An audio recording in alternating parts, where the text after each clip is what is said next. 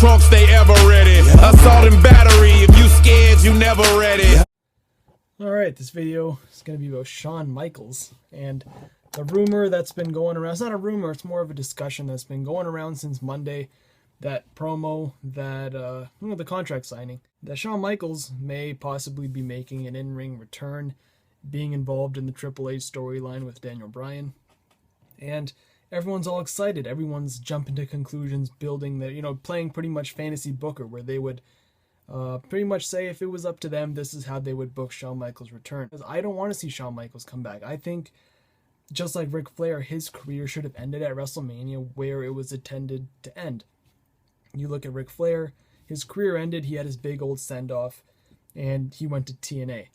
Now, I think everyone can agree that after TNA, things went downhill for him. And I'm not saying that Shawn Michaels is going to some second-rate company. He's staying with the WWE, but the fact that he had the whole story building up to it, I think started at WrestleMania 25, where him and Taker had that classic, and Shawn was so close, and it was like such a historic match. And after that, he kind of went through that phase where he was off. I don't know if you guys remember that. He was off until SummerSlam, where Triple H brought him back to face Legacy. That began the build-up to the rematch, where Shawn had, that's all he had left to prove. He's done everything in the WWE. The first Triple Crown winner, first guy to win at entry number 1 in the Royal Rumble.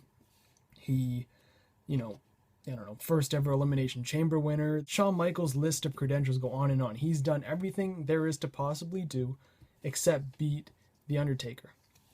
And he put it all on the line. It was like streak versus career. WrestleMania 26, the main event of WrestleMania 26, was Shawn Michaels' career versus Undertaker's streak. Undertaker won. Shawn Michaels' career is over. And the next night, he said his goodbye. Next year, fast forward 1 year, he gets inducted to the Hall of Fame. It was that perfect storybook ending, and Shawn's been one of those guys who hasn't had an itch to come back. He said many times that he enjoys being at home, he enjoys spending time with his family, he enjoys doing the things that he does now, like his hunting show or whatever else he does. In wrestling, there's no such thing as retirement, because there's been very few guys who have hung up the boots and not come back at all. There's always something for them to do in the world of wrestling, depending on how big of a star you really are. Now for me, Shawn's done, and I think he's said many times in interviews or when fans ask him, he wants to do all he can in his power to respect the promise he made to The Undertaker and have his last match with him. It's end of story. And I think fans should really respect that, instead of really saying, Shawn's got to come back, Shawn's got to be part of this. It should be teacher versus student, and then Shawn turns heel and he joins Triple H, and then you got Triple H versus Daniel Bryan. I'm like, I don't want to remember Shawn Michaels as a heel going against Daniel Bryan. I'm sure the match will be great. I'm not doubting that at all.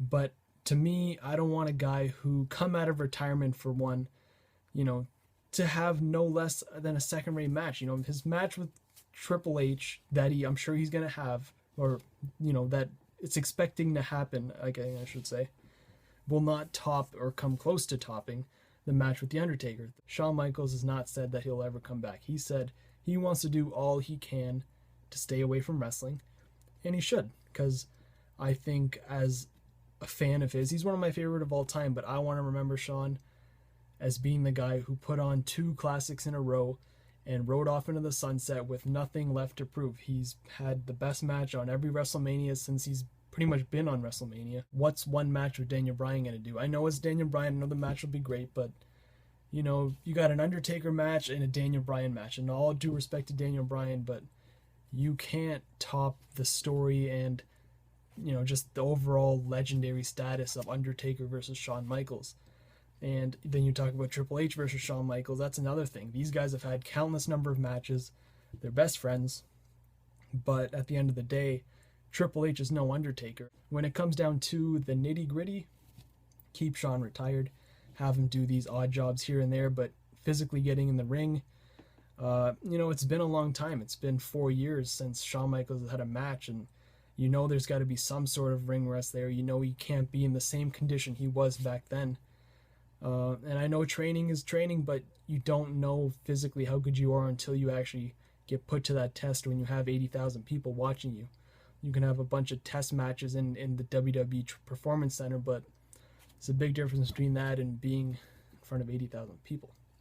So, I don't know. Shawn's great, best wrestler, I would say, of all time. But when it comes down to it, just keep him on the side. Have Triple H versus Daniel Bryan, because I think that match would make a lot more sense than having a Shawn Michaels return, because this whole thing's been building up and building up to an obvious Daniel Bryan versus Triple H match.